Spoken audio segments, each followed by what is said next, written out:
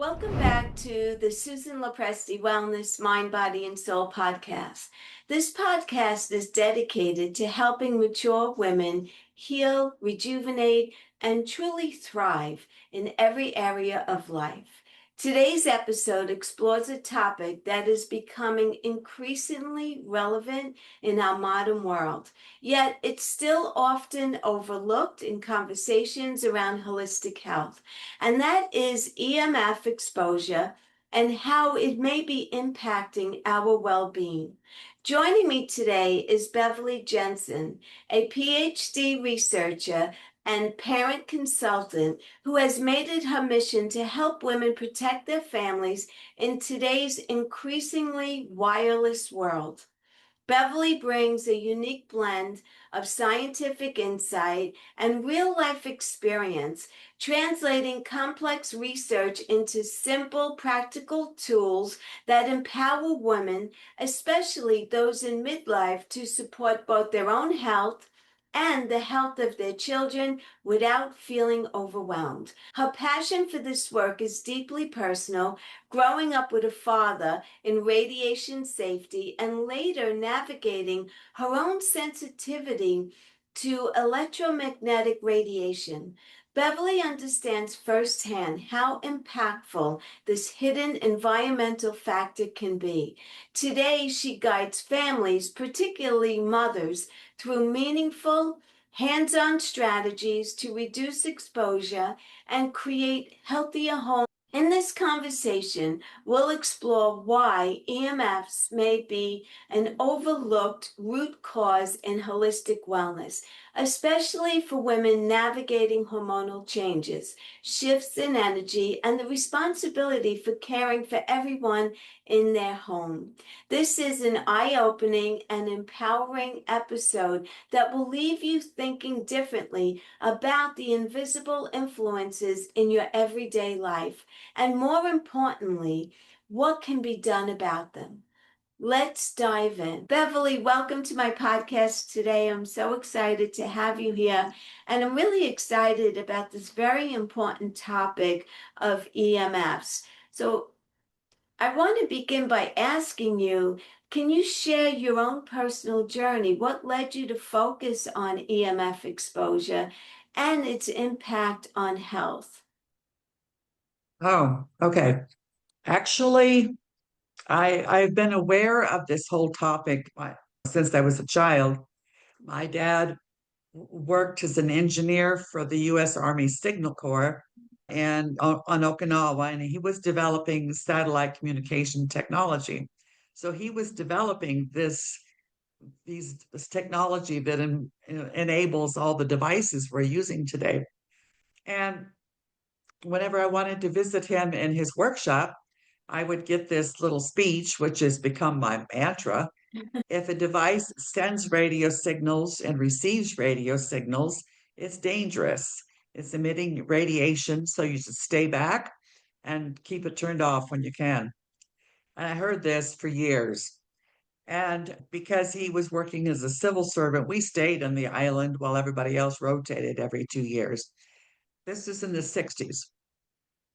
And in 1999, fast forward 30 years, I bought my 19-year-old daughter the family's first cell phone. And I bought this for her because she was commuting an hour to college every day. And I wanted her to have some way to communicate.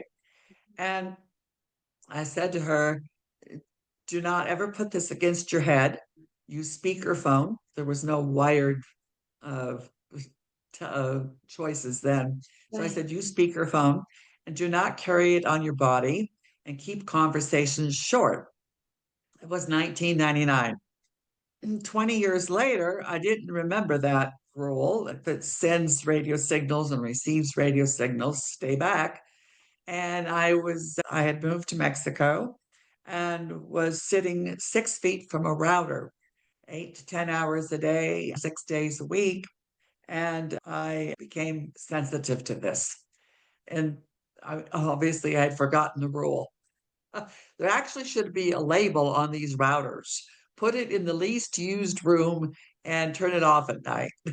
But anyway, So I left Mexico, went to visit another daughter in Washington, D.C. And as I was walking, it's April, it's warm, it's springtime, it's lovely. And I'm walking down a street.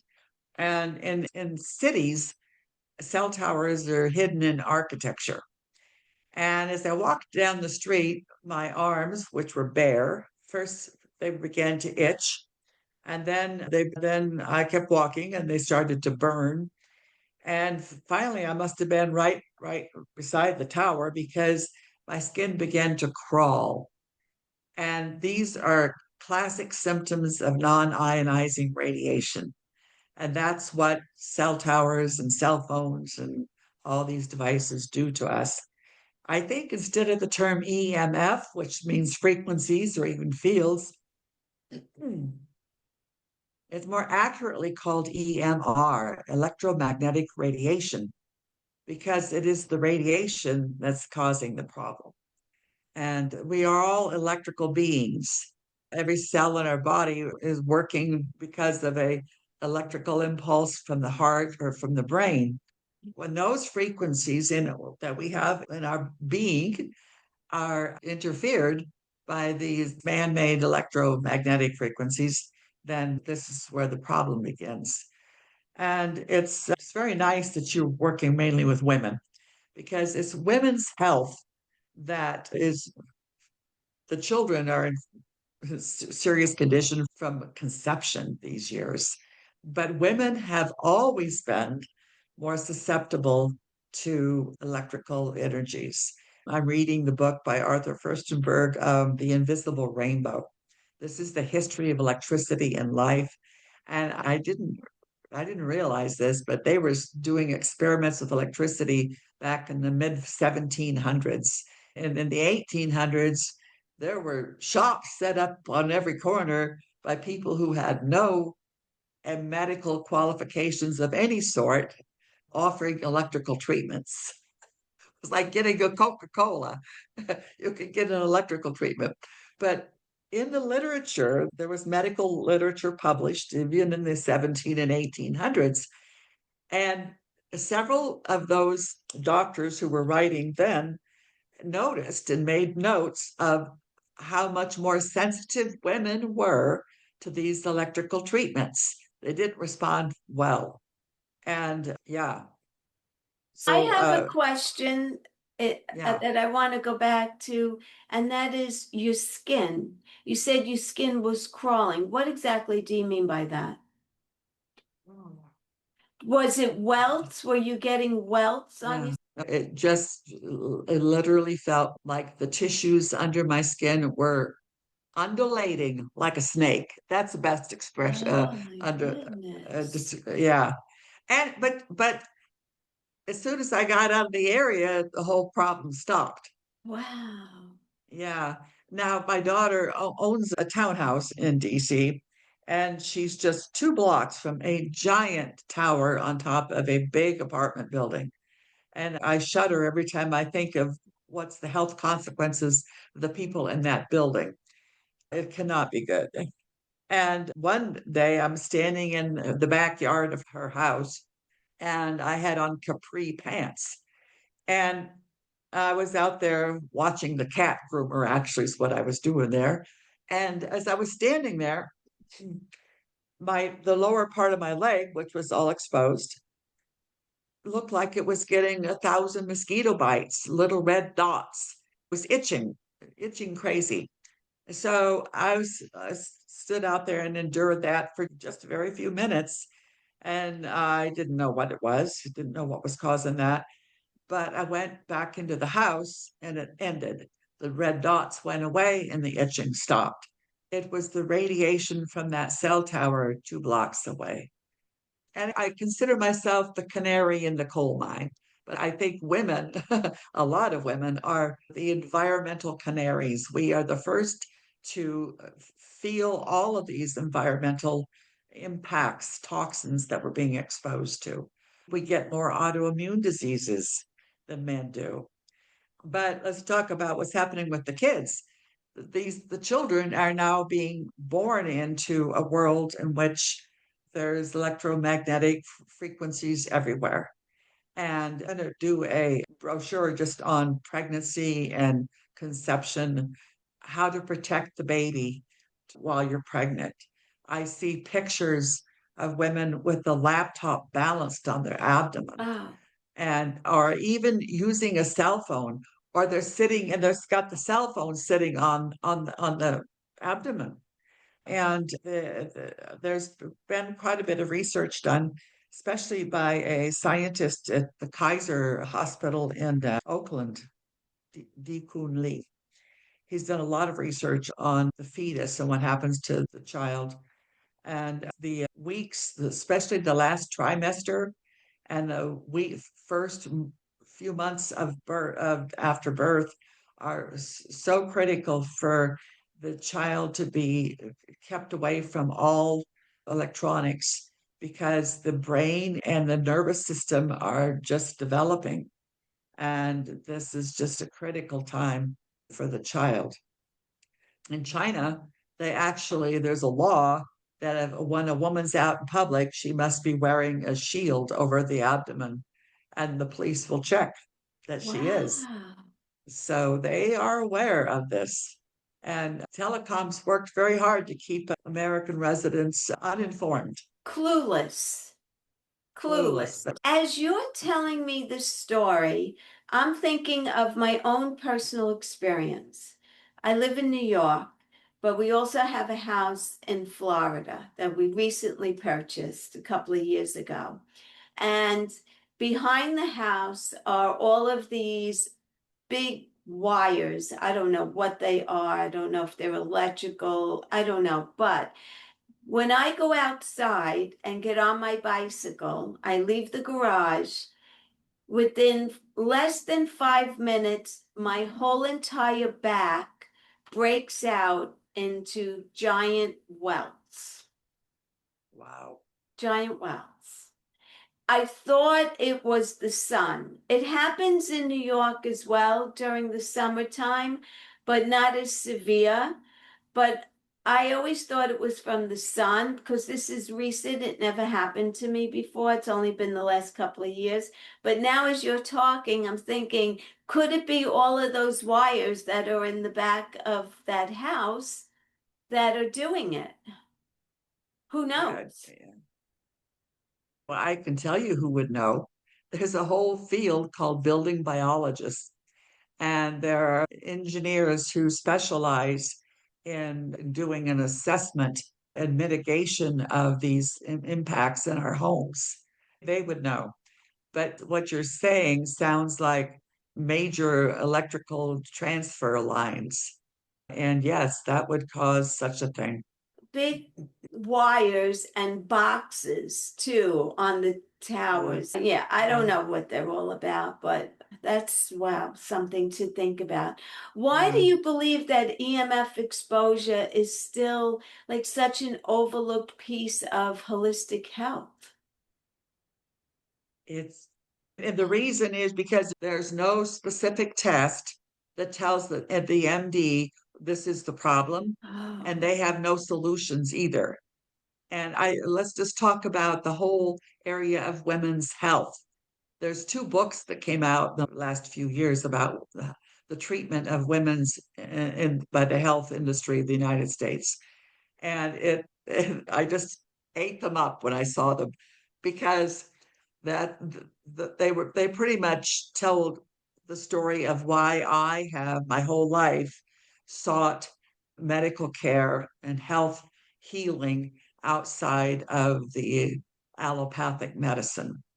And so those books talk about that. And I think that yeah, that there's no test that tells how this electrical or these frequencies are impacting us, and there's certainly no drug to prescribe for it. So the MDs are lost, and it's really it. I was talking with a friend recently. I said if there was ever a time we need to become our own doctor. This is it. Yeah. Are there some subtle signs or symptoms that EMFs may be affecting someone's health? Is there anything to look out for besides the fact that maybe my back blows up?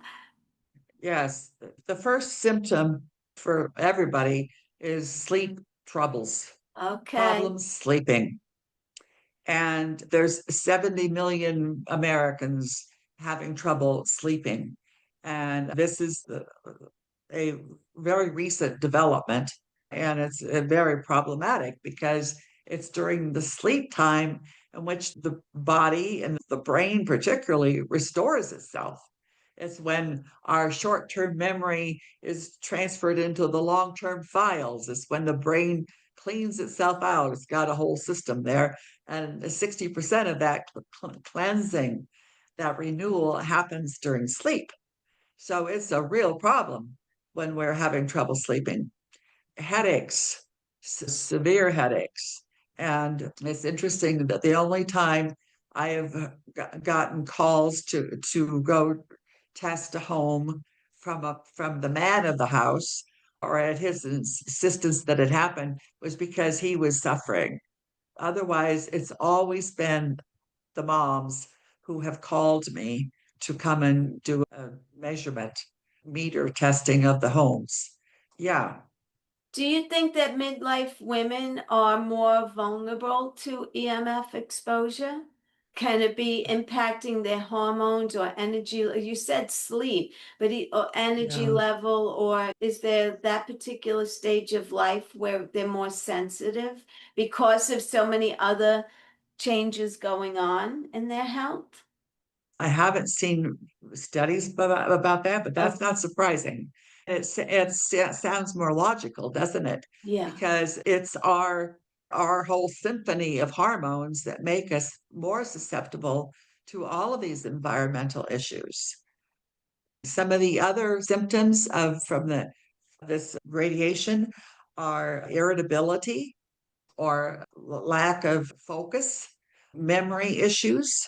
Oh my Um, God. and it's interesting, back in the 1700s, they had the list of impacts from the electrical experiments, we'll call them, was the same list of all the health impacts that we hear today from the radio frequencies from the towers and the cell phones.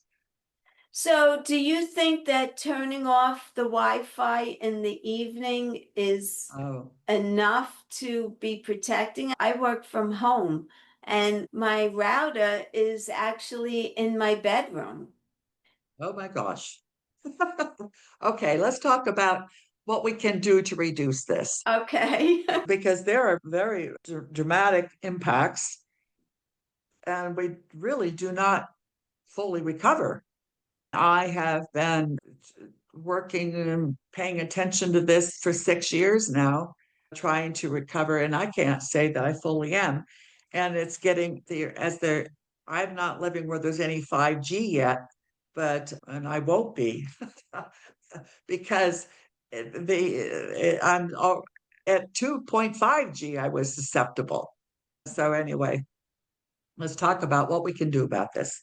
And and I always say that every time I've gone into a home, the router is sitting in the living room, square against beside the TV. Yes. Except in one home when it was in a bedroom, and that's even worse. So here's what you do with the router. It needs to be moved to the least used room. And some people can move it into a garage, or I think the utility room is a good space for it. And then shield it, cover it. The simplest, easiest, cheapest way to do this is buy at the hardware store at Lowe's for $10. You can get a roll of aluminum screening material for your replace your screen door or screen windows. Make sure it's real metal because there will be one of metal and there will be 15 of plastic Uh-huh. looking like screen, but that won't work. It's got to be metal. And that can be cut with kitchen scissors and then just staple the sides of it and leave the back open so you can get the cords into it.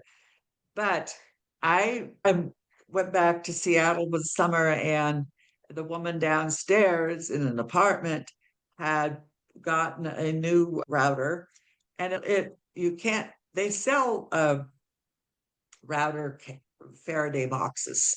They're $50 or so or more, but they're all one size or one shape. Her router looked like the Leaning Tower of Pisa. It was quite a piece of art, but the radiation on it was 297,000 milliwatts per square meter, which is huge.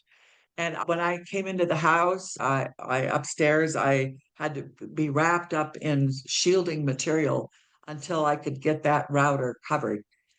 We wrapped it up with 2 or 3 layers of the aluminum screening. And measured the radiation levels afterwards. I had reduced it by 97%. And we still had enough frequencies coming upstairs for a couple of laptops and cell phones. So it doesn't Is affect the performance of your devices. Huh? no. Now, the safest thing to do is to run an Ethernet cord to your computer. If you're spending a lot of time at the computer, like I am spending too much time at the computer, I have an Ethernet cord that runs from the back of the router. The cord comes across in this case, it's an apartment, throw a rug over it. And so nobody's going to trip on it and it's safe. But that, then you put your laptop into airplane mode and you've got access to the internet and the radiation on the computer is negligible. Tame the router, move it out of the living room or to the least used room, and it can absolutely cannot be a bedroom. And then turn it off at night so that it reduces the frequencies running through the house. You can actually, for $10, get a timer on Amazon to shut it off automatically an hour before going to sleep. And that will help everybody sleep better. And I've talked with people who are in apartment buildings, and when you turn on your cell phone and you see the number of networks available, that's how many networks frequencies are beaming into your space. Wow. Yeah, I think my daughter lived in an area of DC. I think we counted 139 coming into her apartment. This is before she moved to the house where we could block it, but there was the giant cell tower nearby. We all, as a group of women and as moms and Americans, need to be talking about this because the FCC has been told 3 times by the courts, and most recently in 21, to go back and look at the science, set the reconsider these standards. The standards for safety limits were set in 19, actually was actually 86, was put into law in 96. And it's absolutely irrelevant to life today. And so they're not going to change this. They keep insisting that it's the only harm is thermal, putting the phone near your head. So they say to keep it an inch away from your head. But this is not the story, really. Let me ask you, as a parent consultant, what are your biggest concerns when it comes to children growing up in today's wireless world? How many devices are in the home and in our purse? And with some people, it's the phone is an extension of their arm. They never put it down, and it's not in a shielding case. And then they're holding it. I've seen parents having the child on a pack, they're on their chest, they're holding the phone away from their head, but it's right next to the baby's head. Yeah. People just absolutely are not aware of this. I have decided just in the last couple of weeks, I've been talking with on podcasts like 3 and 4 a week for 4 months, 5 months now. And I've been a little bit of time since I've done this now, gone into people's homes. but it's always the women who are most concerned about this, who are the ones who call, who are the ones who want to make changes. And I've decided, and there's a reticence among men. And I think there's a physiological reason for this because the women are more susceptible to it. And here's the biggest rub. It's always throughout history, it's been women who make the family's health decisions. We've always been the ones who guide all health choices. The men go to see a doctor when they're pushed in by the scruff of their neck, or an ambulance takes them. Yeah, that's that. But And I've decided I'm going to. There's no reason to believe that telecom or the FCC is run by telecom. Was the Harvard public health professor who created the term captured agency for the FCC, and that's because that government office that is supposed to be regulating the telecom industry is managed by, controlled by, totally influenced by the industry. That's why they call it a captured agency. And there's no indication that this is going to change anytime soon. And they're not going to update these safety regulations.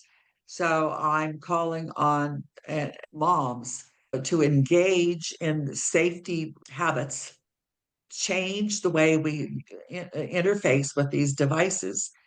Because I read years ago, and this is true, that a successful social movement requires 3% of the population.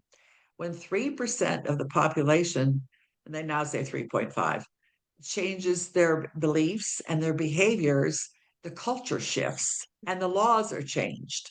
I said, okay, we can get 10 million moms to engage in this. We, the moms and the grandmoms, can change how people use these devices and change behaviors. So yeah, so what are some early habits that parents can create to protect their children without creating fear or overwhelm? there's actually just in the last year been a few organizations that have formed for parents. The two women in the UK in April, they started an Insta group. It's ironic that we have to do this with social media, which is a whole lot of a part of the problem. But they in April they called for parents to get together to save childhood. In 2 months, 60,000 parents had joined that group. 60,000 in 2 months. Wow. There's a Facebook group called Wait Until Eighth. That's eighth grade. And the last number I heard for that Facebook group was 100,000. Parents are waking up to the impact that having these screens does to the child's whole well being. Yeah. There's been a number of studies on the mental health condition of the teens in the last 10 years because and it's especially affected young girls. They have gotten depressed. It's like you got 5,000 friends and nobody to go to the movies with. Yeah. Does Yeah, it hinder your brain as far as learning or retaining information for young children? yes, we can talk about that too, especially the younger ones. The American Pediatric Association says no screens in the first 2 years. And then from ages 3 to 5, not more than an hour a day, with the parent sitting with the child, interpreting what they're watching, commenting on it, because they won't truly understand. But I see parents using the device as a babysitter, Yeah. and to let them hold the device is the worst.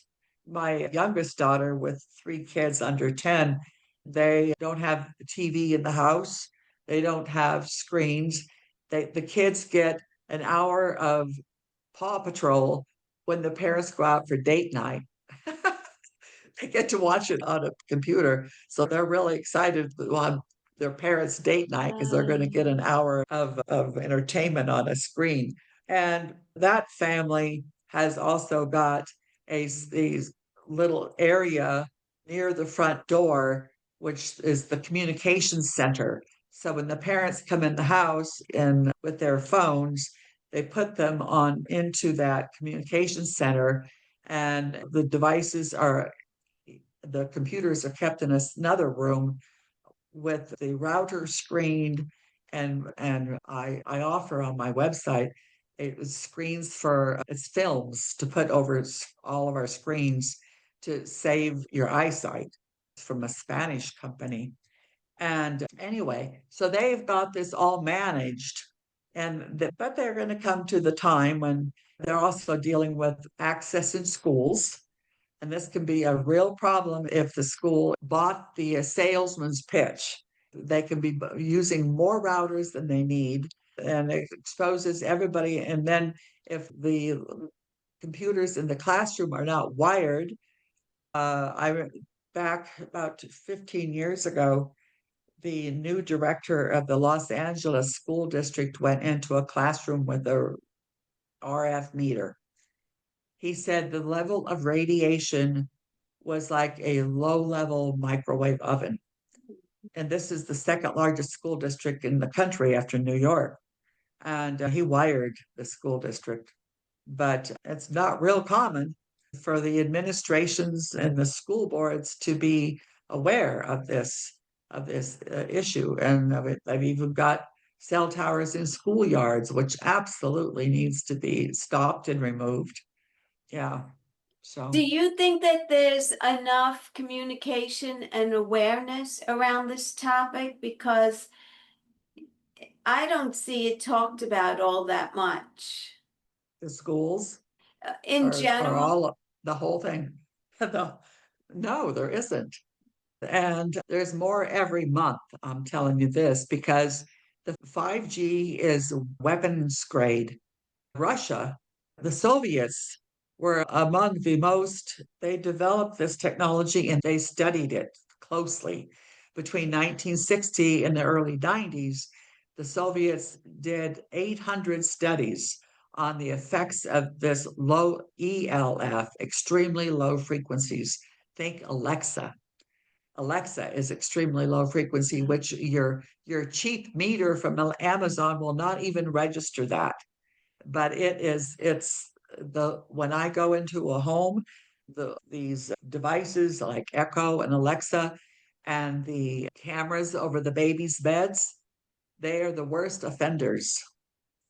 Anyway, so the oh, Soviets did 800 studies tracking the health of a worker in a factory where there was ELF, extremely low frequencies, if he was there for 2 years. And then they would follow him when he left. If he went to an environment with no radiation, which was easy to do in the 60s and 70s and even yeah. the 80s, not today, but anyway, if he left in 2 years, he would recover. If he went to another environment with ELF, extremely low frequencies, he would not recover. So they had done all these studies. And when this whole subject of 5G for commercial use came up, Russia now said there will be no 5G in the public here. That will be kept by the military. That is a military option. So what So they they're don't have 5G in Russia. not in the public, the Wow. military has it. They've had it for a long time. But consider the fact that 5G is being put out on our streets. Yeah. It's frightful right now. And I didn't check the news last night. There's a bill in the House of Representatives called number 2289. I ask all women, and I ask you to put this when you post this conversation, put and add a note for the nationalcall.org. And if we're going to have any control over the telecom, it's going to be the public who does it. And I think that's really means the women. And that national call is run by a woman attorney in New York City, and she tracks all the telecom bills that come to Congress. In the last Congress, there were 90 bills they were trying to get through. Four of them got through. One of them, which is a disaster, it allows the parks, if they choose, to put cell towers in the national parks. This is so the bears and the foxes and the moose, I guess, can have calls. But anyway, it's Oh, disaster.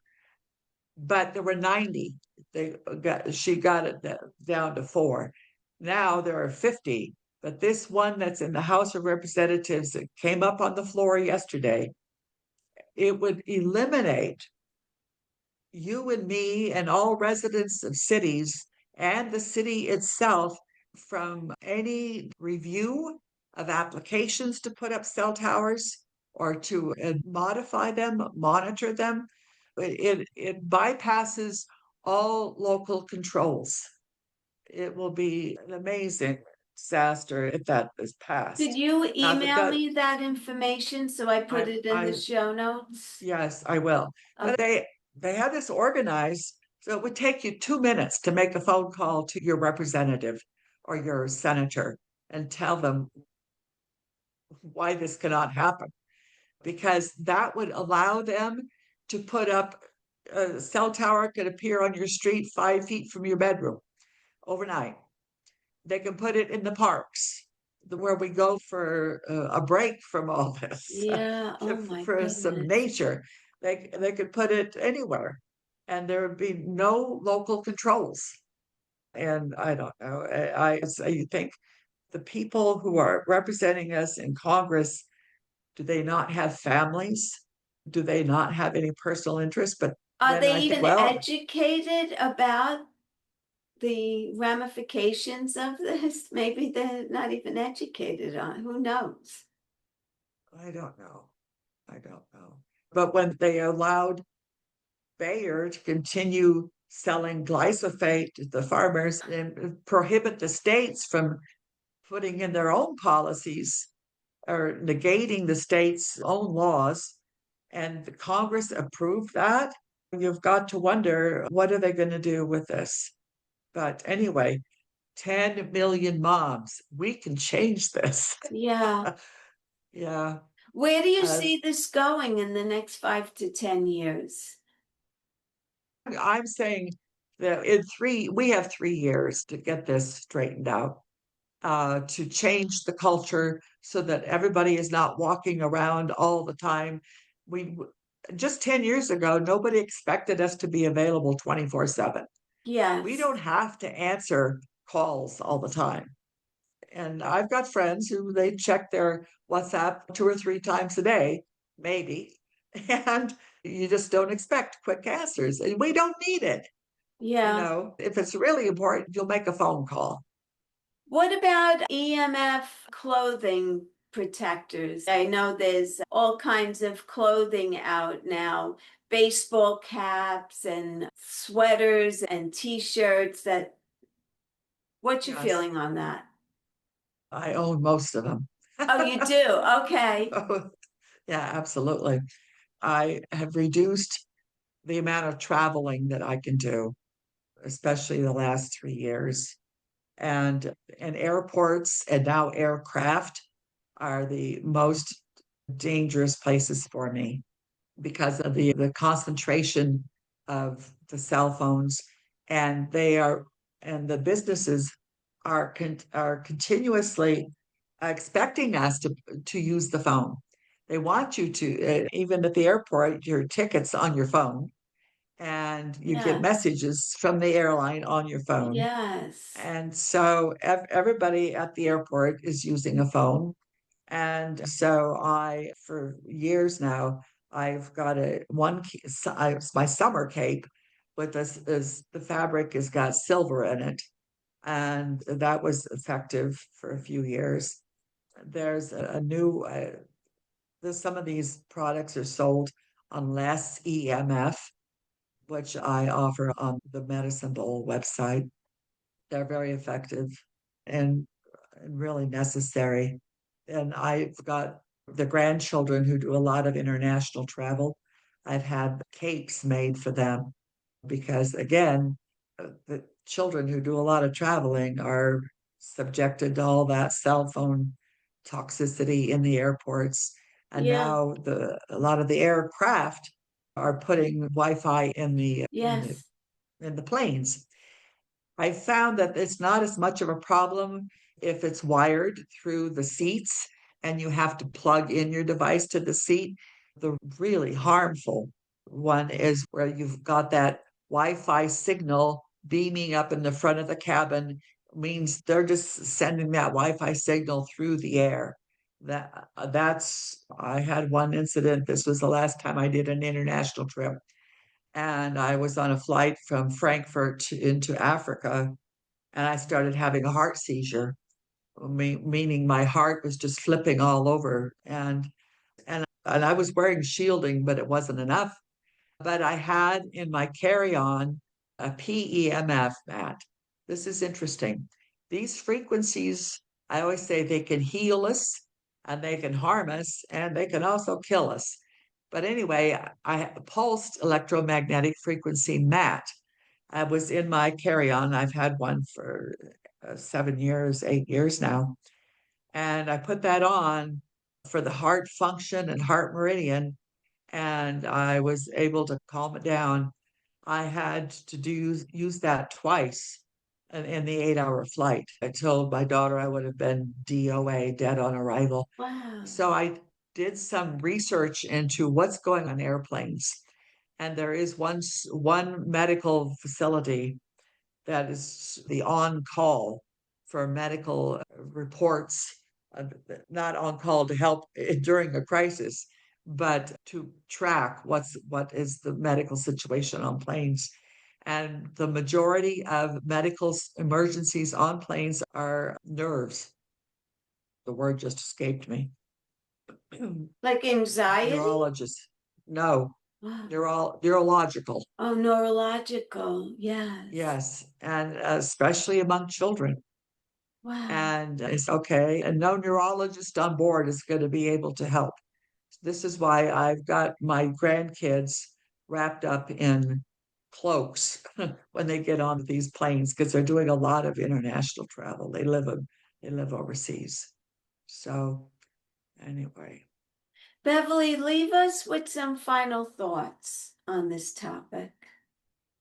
there's one thing that everybody can do tonight.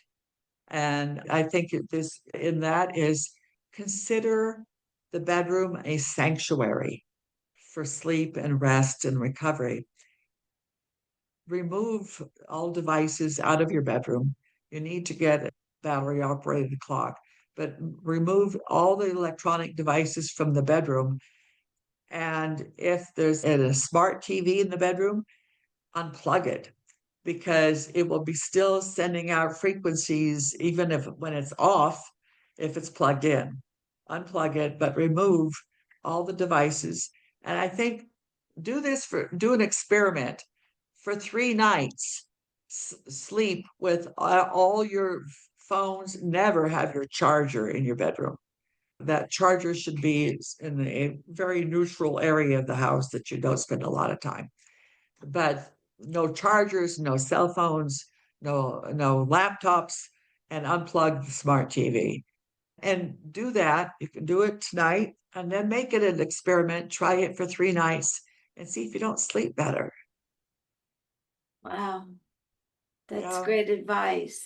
Great advice. I have trouble sleeping. So and Mm, my Wi-Fi is in my bedroom. okay. And for the past probably 6 weeks, I've been sleeping in the living room because I just can't fall asleep in my bedroom, and that could be the reason why. So I I'm would going bet to money try on it. it. Yeah, I would bet money on it. I've gone into Airbnbs and I cannot sleep in the bedroom because there's a router on the other side of the wall. yeah. Yeah. And the Beverly, this was drywall's a with protection. great conversation, eye-opening. I'm sure that my listeners are really going to take this to heart because they're all about staying healthy and living long, vibrant lives. And Disconnecting from our devices is just another step, like eating healthy and exercising and getting good sleep. This is another step that we could do to improve our health and the quality of our health. So I really appreciate you coming on and sharing your message with us. And I love what you're doing, and I wish you the best of luck with everything. And please come on again, especially if there's something new that we need to know. I'd love to have you again. Okay, great. Thank you. As we wrap up today's conversation with Beverly Jensen, I hope this episode has opened your eyes to something many of us don't often think about: the invisible environment that we're living in every single day. What I love most about Beverly's approach is that it isn't about fear, it's about awareness, empowerment, and taking simple, intentional steps to protect your health and the health of those you love, especially for us as women in midlife. When our bodies are already navigating so many changes, it's so important to look at all the pieces that could be impacting our energy, our sleep, our hormones, and our overall well being, including the ones that we can't see. The beautiful takeaway here is that you don't even have to do everything at once. Even the smallest changes in your home and daily habits can begin to make a meaningful difference. Thank you to Beverly for sharing your wisdom, your personal journey, and for giving us practical tools that we could start using right away. And to all of you listening, if this episode resonated with you, be sure to share it with a friend, a daughter, another woman in your life who would benefit from this information. As always, if you enjoyed this episode, don't forget to subscribe, leave a review, and join me every Tuesday at 9 a.m. Eastern Standard Time for more conversations to help you heal, rejuvenate, and thrive, mind, body, and soul. Until the next time, take care of yourself and remember, true wellness begins with awareness. Thank you again.